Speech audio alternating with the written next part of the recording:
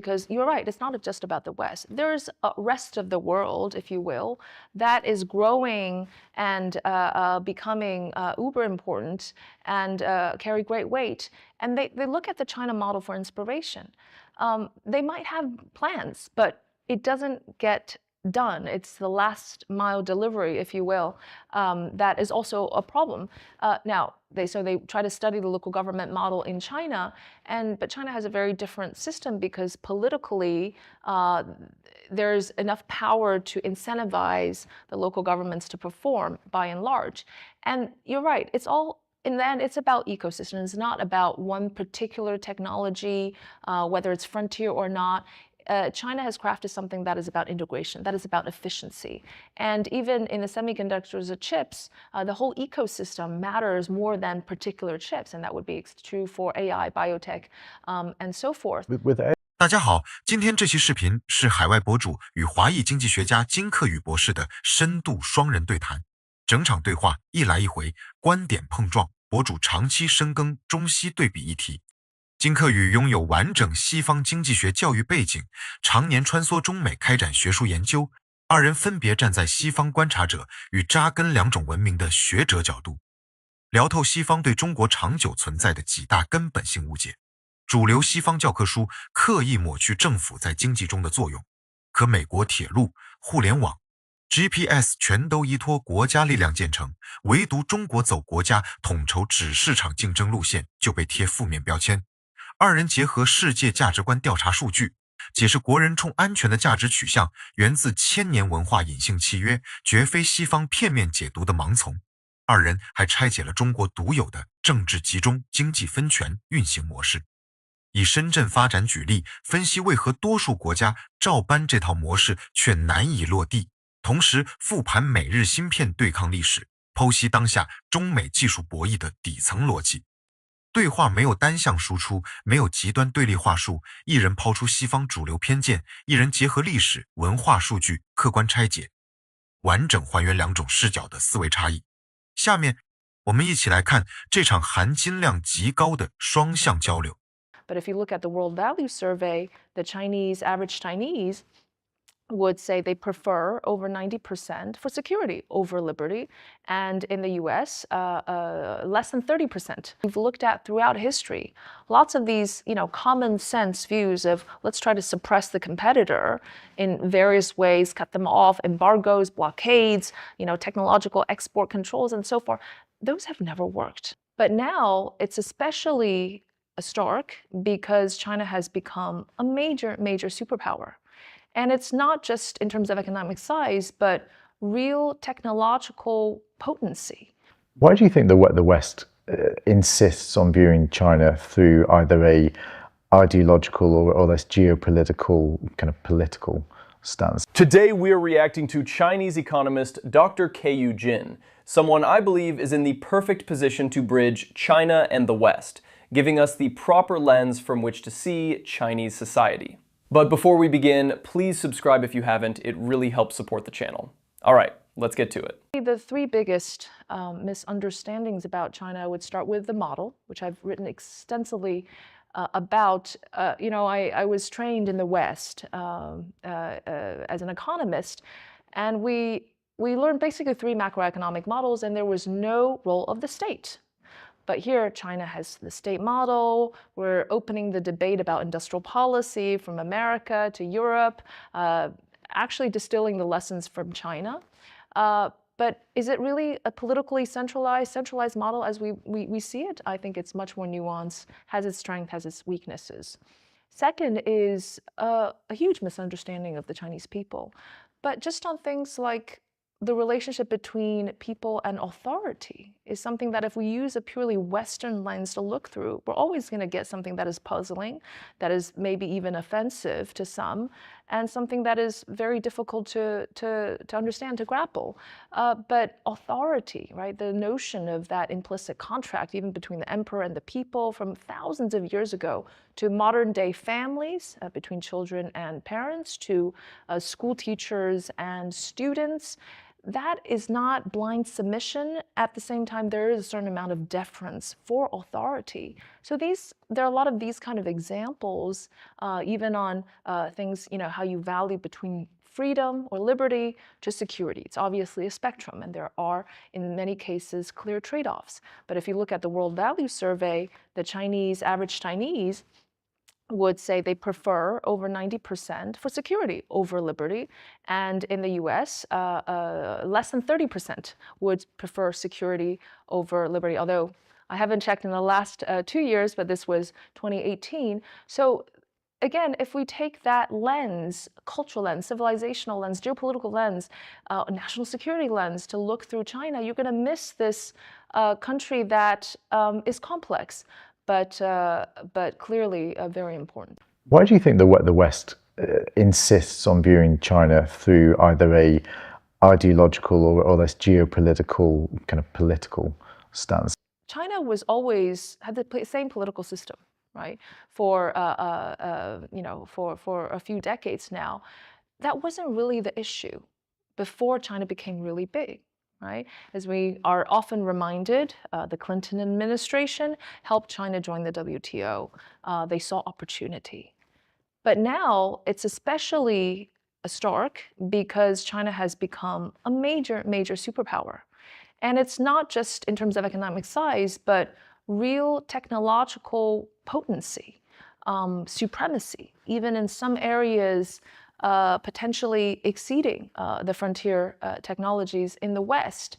And so I think it's mixed in between, and that becomes a renewed discussion. And if you look at the populist wave sweeping around the world, discontent with globalization, often conflated with the rise of China or China's dominance, is bringing back the conversation. But you can't blame China for being competitive, right? But you can really talk about China in a more negative lens. Look, this is a holistic picture, right? If we're looking at whether it's WTO rule violations, then we can count plenty, even for advanced economies, including, and of course, China's trade issues as well.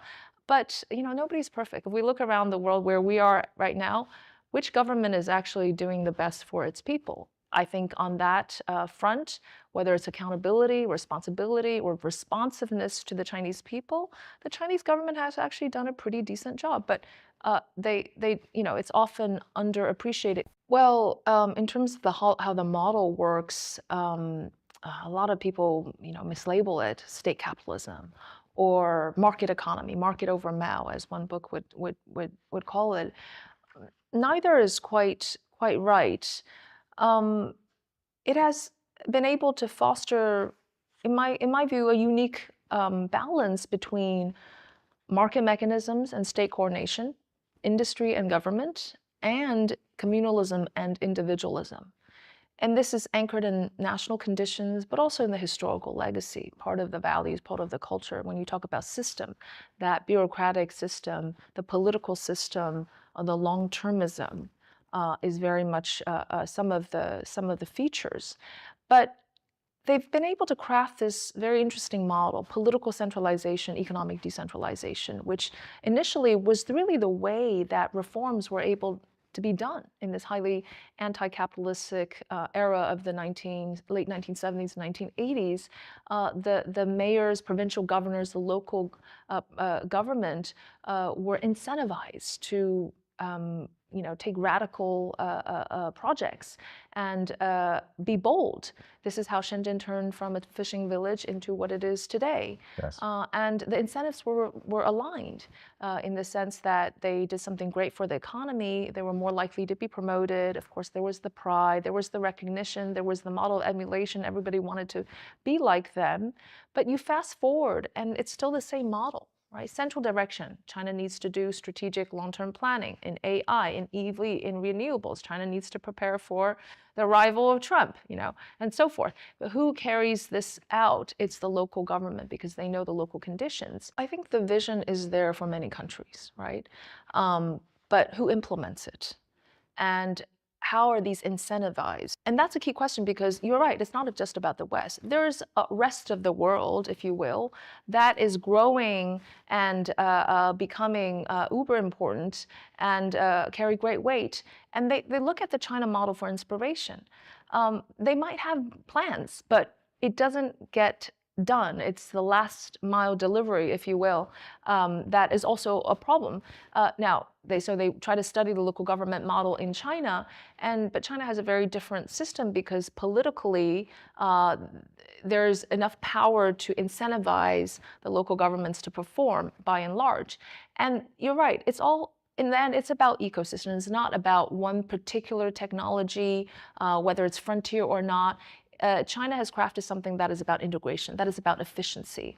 And even in the semiconductors or chips, the whole ecosystem matters more than particular chips. And that would be true for AI, biotech, and so forth. With AI in particular, I would say that the Chinese Asian view is more about AI is for civilizational architecture. It's what takes humanity forward, versus the wider worldview, which is AI is a battle between 5 or 6 companies. It's a very different philosophical way of developing a potentially humanity-defining new technology, new platform. Yeah. It's very different. And you don't hear about so much all the jobs lost and this very pessimistic view about employment and people's prospects in the future so much in China as in the West. I want to make a point that this is not just about the state planning, state coordination, all of which are essential, but in the end, they heavily lean on private market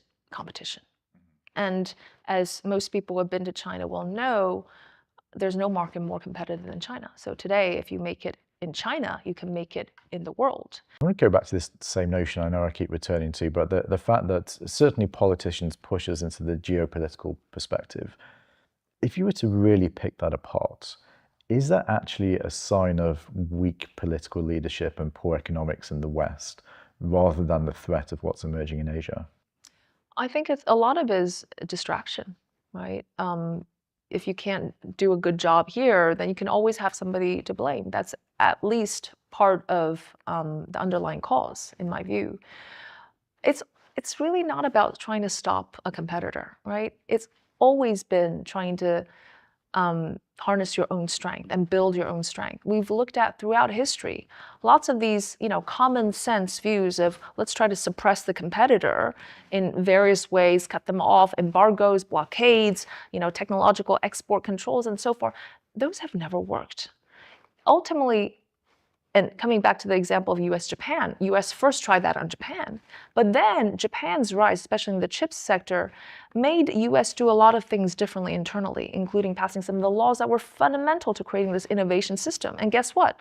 Innovation really thrived. So it's not about trying to stop the other. And I hope that when and if and when the US does recognize that it's unable to stop China, that finally this geopolitical rivalry narrative will start to soften, give each other some breathing room.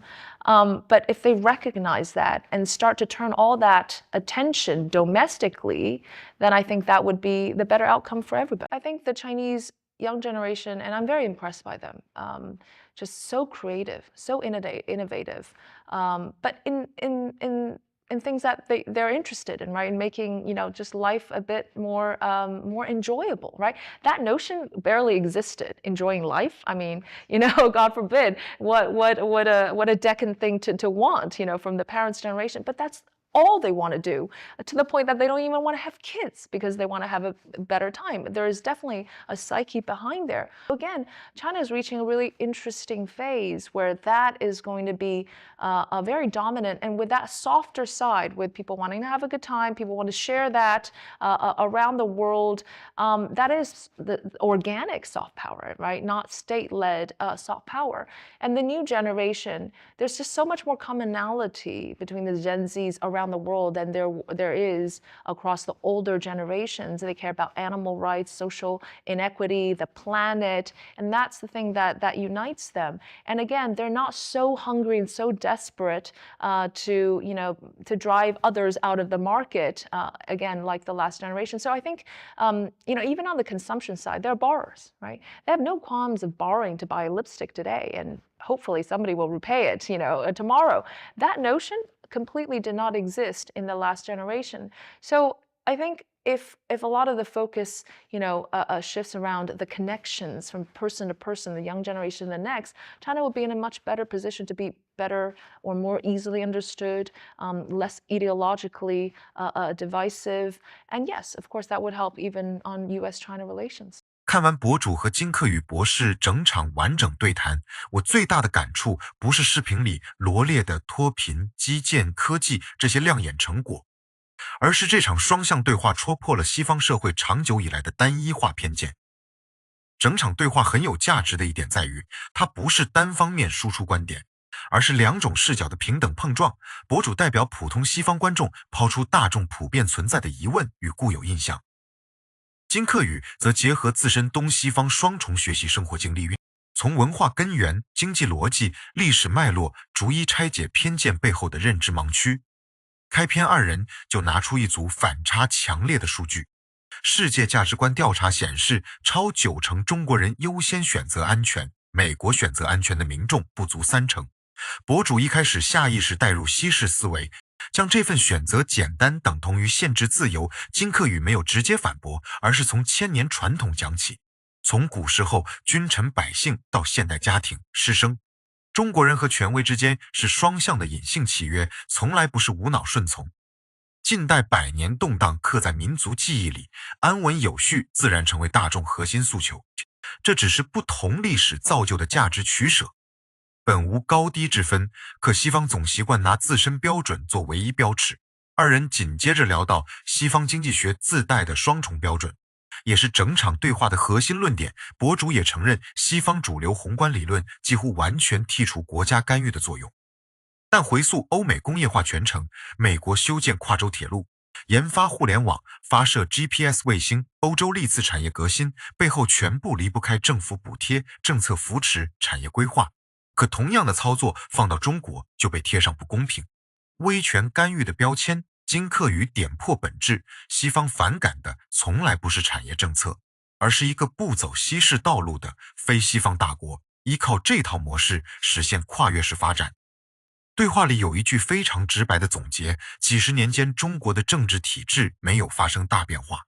当年克林顿政府主动推动中国加入 WTO， 西方企业争相来华投资合作，等中国经济体量、硬核科技快速崛起，一模一样的体制瞬间被政客塑造成全球威胁。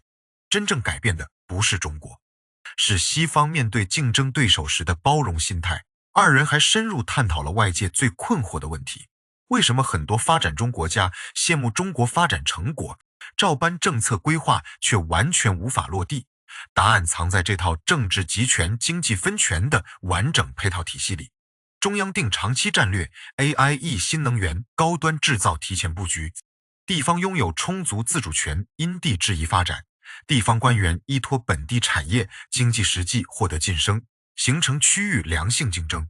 深圳从渔村崛起，就是这套机制最好的证明。